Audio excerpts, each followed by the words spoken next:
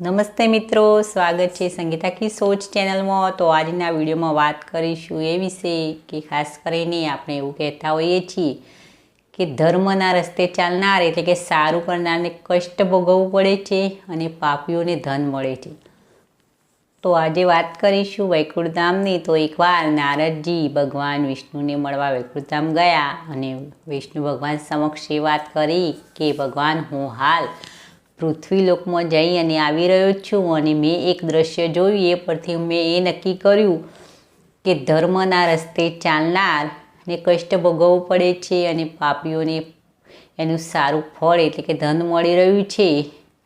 તો આવું જો થતું રહ્યું તો પૃથ્વીલોકમાં ધર્મના રસ્તે ચાલનારા લોકોની સંખ્યા ઘટવા લાગશે અને પાપીઓની સંખ્યા વધુ પ્રમાણમાં થઈ જશે। તો વિષ્ણુ ભગવાને કહ્યું, આ વાત શક્ય નથી।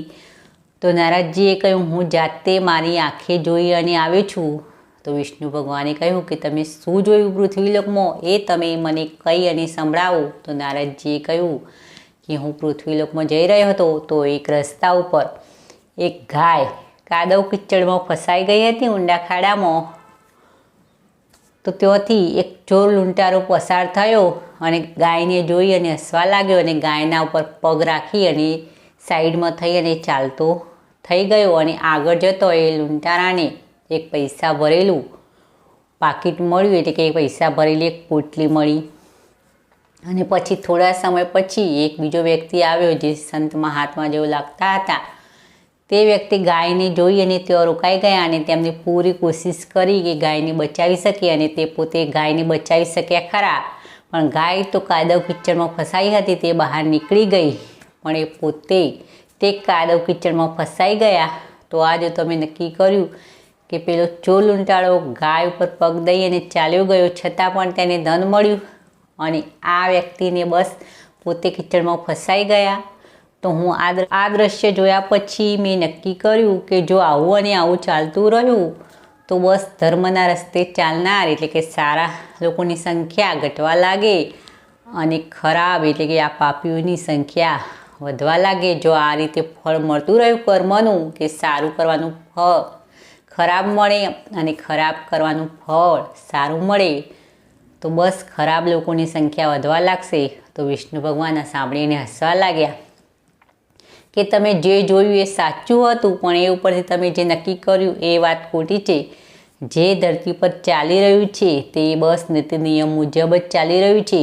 તો જે વ્યક્તિ ચોર લૂંટારો ગાય ઉપર પગ દઈને ચાલતો થયો અને એને થોડું પૈસાની પોટલી એટલે કે થોડું પૈસા ભરેલું પાકીટ મળ્યું તો એને વધુ ધન મળવાનું હતું પણ એને હાલ જે કર્મ કર્યું એનું ફળ મળ્યું અને એને ઓછું મળ્યું અને જે વધારે ધન મળવાનું હતું એના બદલામાં એ થોડું જ મળ્યું એ એના કર્મનું ફળ હતું। અને જે તમે કહી રહ્યા છો કે સંત મહાત્માએ ગાયને બચાવી તો આ સંત મહાત્માને વધારે કંઈક એવી સજા થવાની હતી, કદાચ એમનું મૃત્યુ પણ થઈ શકત પણ એમને જે કર્મ કર્યું ગાયને બચાવવાનું એના બદલે એમનું ભાગ્ય પલટાયું અને બસ ખાલી કાદવ કિચડમાં ફસાયા એટલે કે બસ ખાડામાં જ પડ્યા। તો જે રીતે કર્મ કરવામાં આવે એ રીતે ભાગ્ય બદલાતું રહેતું હોય છે। તો કર્મ કરીએ એ રીતે જ ભાગ્ય મળતું હોય છે એટલે કે જે સારું કરો તો બસ સારું ફળ મળે અને ખરાબ કરીએ તો એનું ફળ પણ ખરાબ મળે। તો બસ કહેવાનું માત્ર એટલો જ અર્થ થાય કે કર્મ કરવા તો સારા જ કરવા। તો મિત્રો વિડીયો પસંદ આવે તો એક લાઈક અવશ્ય કરવું, બીજાની સાથે શેર પણ કરવું અને આવી અવનવી મોટિવેશન વાર્તા સાંભળવા મારી આ ચેનલ સંગીતા કી સોચને જરૂરથી સબસ્ક્રાઈબ કરી ફરી મળીશું નવા કોઈ વિડીયોમાં નવી વાર્તા સાથે।